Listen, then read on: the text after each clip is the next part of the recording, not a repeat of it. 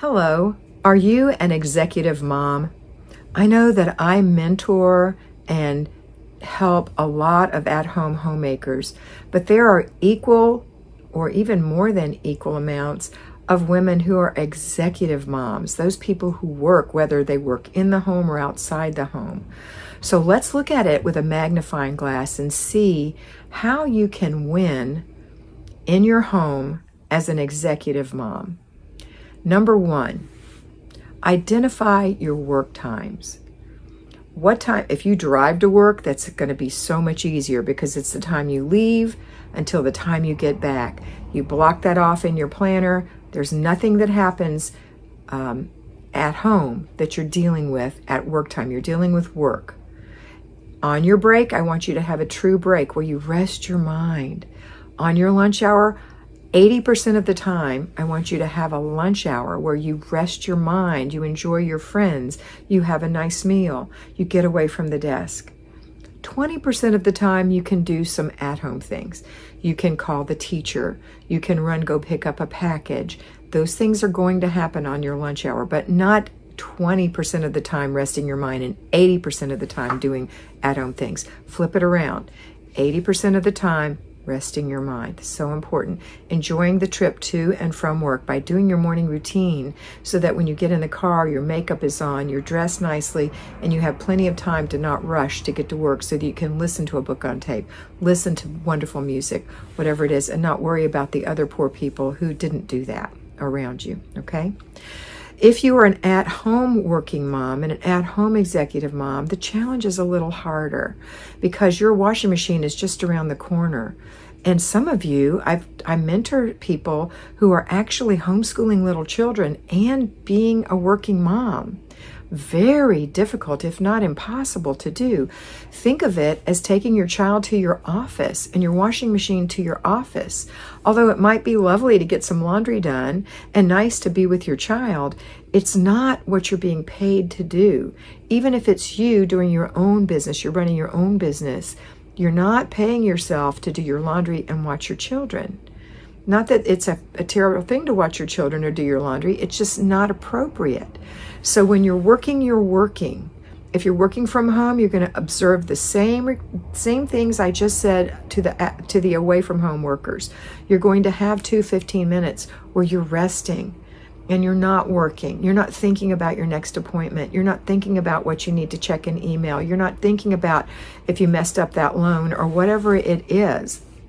You are resting. You're reading a book. You're listening to music. You're checking things on the internet. Doesn't matter. You get to enjoy this 15 minutes. The same with your lunch hour, 80% of the time, and then the same with your second break. When you are with your family, here's how you win. In the morning, you get up 30 minutes before your family gets up.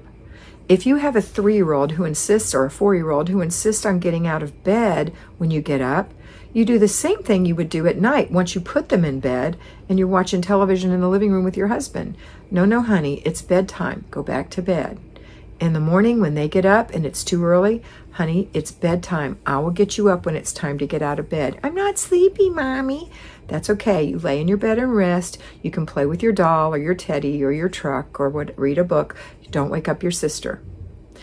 Be quiet. I'll get you up in a few minutes because you need this 30 minutes to get yourself together. You've got to get up.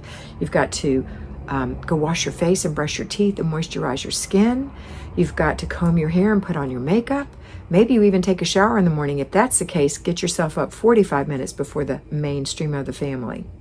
You've got to make your bed, put your clothes on, check your planner, go in the kitchen, put the dishes away.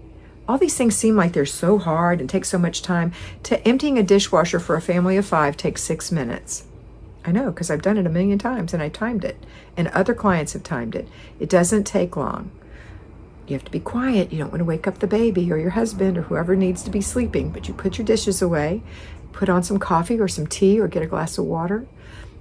If you can, now this is up to you and your particular washing machine. If you can wash some clothes in the morning, great, start a load. If it's going to sit in your washer and get sour, don't do it. Maybe you have it. Some people have a timer on their washer where they can put it in there to start washing, so that when they get home, the spin cycle is just done and they can put it right in the dryer.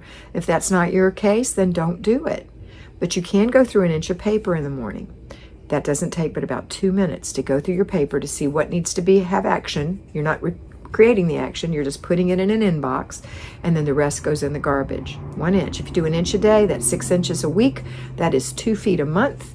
That is 24 feet of paper a year. Okay. Now, when you're done with that, have a sip of your coffee, go wake your babies up. It's time to get up now. Oversee them if they're small. Brush your teeth, wash your face, comb your hair, put your clothes on, put your pajamas away, hang your towel up, wipe the spit out of the sink. Good job. Let's go to the kitchen. We're going to have breakfast. Give them breakfast. Sit at the table with them. As a parent, this is so important, especially if you're an executive mom, to sit with them all together at the table. Even if they're teenagers, to sit with them, possibly to eat with them. That will be delightful. But if you don't want to, at least drink your coffee and sit there with them. Make sure the dishes go in the dishwasher and the table's wiped up. Everything's clear. Now we're going to do a clutter stop. That's simply a perusal of the places you guys have been this morning. Generally, it's the bathroom, the bedrooms, and the kitchen. That's it. You look around to see. Maybe you can glance in the living room if somebody's been on the couch in there. Maybe the throw pillows are on the floor or something like that. This is a quickie deal. You're going to get that done. It's going to keep you from having clutter in the future. Your shoes don't go there, honey. Go put them back in your closet. You know, that kind of thing, so that it doesn't build up. Now, when you're done with that, you go to work. Maybe you have to take kids to school and go to work, but you go to work, enjoy your day. Or you take kids to wherever, and then you come back and work from home. Or the nanny or the babysitter takes your child, or your spouse, if he works a different shift than you and you've worked it out with him, takes your children. You cannot watch your children and do your job. You just cannot. Okay? All right. Next, if you are working a job and it's your own business, maybe you need to cut your hours down so you can spend time with your children, and then maybe your husband comes home at a certain time, and then you can go do some more of your personal work. Okay, executive mom, this is how it works. And then at the end of the day, we're going to do a second clutter stop just to make sure, just a quick perusal of the flat surfaces, anything out of place, flat surfaces, floors, tables, chairs, counters. Things get put up, delegate, don't do it all yourself. And then make dinner, serve dinner, eat dinner, clean up after dinner with the help of the family. Anyone who feeds themselves is responsible to put their dish in the dishwasher or to wash the dishes if you have that arrangement. So you're going to do the after dinner routine, which includes dishes, includes counters, tabletop, and sweeping the kitchen. And the stove has to be cleaned up, and pots and pans, okay? All right, next, you're going to go do your before bed routine. That means you go and you do this one part of your before bed routine, which has to do everything with your body and clothes. You're going to go in the bathroom, the kids are playing, you're going to wash your face, moisturize your skin. Maybe you're going to hop in the shower, depends on your schedule. Put on your PJs, put your dirty clothes in the laundry. Anything that's still clean, you can hang it up. And now you're going to check your planner and say, what do I have a conference tomorrow? I need to look good. What am I going to wear? Lay your clothes out. What's the weather going to be? I'm going to be outdoors. Lay your clothes out, all the way down to shoes, even jewelry. When I worked full time, I laid out my jewelry. I had it all laid out. I put it in the bathroom. So then in the morning when I got in the bathroom, I didn't leave until everything was done in the bathroom, including me. Okay? In the morning, you also make your bed. If I didn't say that before, you do make your bed. I think I did. All right, and now you can go take care of your babies. Get them, you can start a load of laundry, which you could have started when you first got home. Maybe the laundry needs to go in the dryer now, and then you can go take care of little ones. Make sure that they're bathed, they're ready for bed, tuck them in, kisses, hugs, prayers, and then you can have some R&R because you need some R&R. You worked hard today. Your mind is tired. And you can fold clothes. That's a simple thing to do. Just fold that one load of clothes. If you do a load a day, you're going to keep your laundry under control pretty much. And then right before bed, you're going to do your teeth. You're going to take care of your teeth, brush and floss, and get to bed on time. That's how you survive as an executive mom. On Saturday, you get up at the same time you get up all week, and you do your morning routine and get the kids up, feed them breakfast, get them dressed, They can play. Now you're going to do 1 hour of zone work. That's 4 15-minute units all crammed together. So for example, this week we're in the master bedroom. You'd work for an hour in your bedroom, decluttering 4 spaces, 15 minutes each, throw away, put away, give away, really being sincere with yourself so that you can have streamlined places in your bedroom. And eventually over the months, you're going to have a totally streamlined bedroom, living room, entryways, kitchen, other rooms. They're all going to be streamlined. You're going to be able to have a peaceful home. On Saturdays, it's going to be so much easier because the second thing you're going to do is a quickie home blessing hour. It's an hour, but you can delegate. This is something you can delegate. It has 6 parts. So in the morning, instead of making your bed on Saturday, you strip your bed and get your sheets in the washer. Then you dust the whole house, you vacuum the whole house, you wipe the glass in the house, you empty the garbage cans in the house, you mop the kitchen floors. Did I leave something out? Let's see. Garbage, sheets, garbage, laundry. No, sheets, garbage, dusting, glass, floors, mopping. Okay, vacuum, mopping. Those are the 6 things. Those 3 of those things are baby jobs. Like you can give them to little kids, like 7 and 8 year olds. They can vacuum. They could vacuum if they're strong enough, but probably not. But they can empty the little garbage cans for you. They can wipe the spots off the glass for you. They can take the feather duster. I recommend a FlyLady feather duster. You can go to flylady.net/tools and order one of her feather dusters. Fantastic to dust. And it's a little quickie dusting. Super, super, super fast. So do that. And then you can take care of vacuuming the house. So if you've got 10 minutes to vacuum the whole house. How do you do that? You pick 5 of your main rooms, your bedroom, maybe one of the children's room, the hall, the living area, and some other room, maybe your office, and you vacuum each room for 2 minutes. That's right. That's if you have carpet. If you have hardwood, I suggest you use a dust mop, okay? I don't suggest you sweep and mop those rooms. This is not a deep clean. This is a blessing. And then you can go in your kitchen, which you sweep every night, so you don't have to worry about sweeping it. Mop it for 2 minutes. Mop each of the bathrooms for 3 minutes, rather. The kitchen for 3 minutes. Mop the bathrooms for 2 minutes. You're done. Put everything away, and you're done for the day. You might do another load of laundry. Put those sheets in the dryer and put those sheets back on your bed. And that's it. Now, the other thing to help you survive is during the week, you're going to do car and purse day, which means you're going to empty your purse out and get a new purse and put it in there and wipe the other one out. Or you're going to clean out the purse you're using. You can even do that on your breakout line at work. And car is just empty out into a bag anything that's not supposed to be in the car. To have your kids help you in the driveway when you get home or in the morning before you leave. Or on Saturday morning if you want to. I'd prefer doing it during the week so you have more time on Saturday. And then, just shake the mats. It's not running it through the cleaners, the car wash. It's just doing these little things, make it look nicer, make you feel better. And it'll help you if you do it every week, reconfirm that you're not allowing the children to leave stuff in the car anymore or you to leave stuff in the car anymore. All right. Let's see. We have planning and desk day. That's a super important day. That's a quiet day, quiet time. You're going to do that on Saturday. That means you're going to take care of your finances, your groceries, your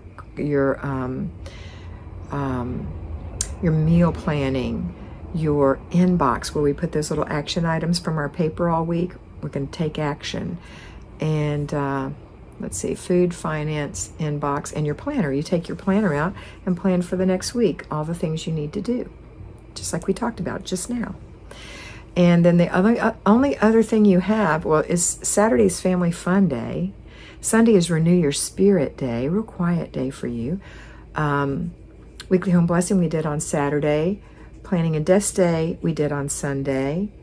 Errand day. That's one of those 20% days on you're at work where you can go pick up a birthday present or do something like that.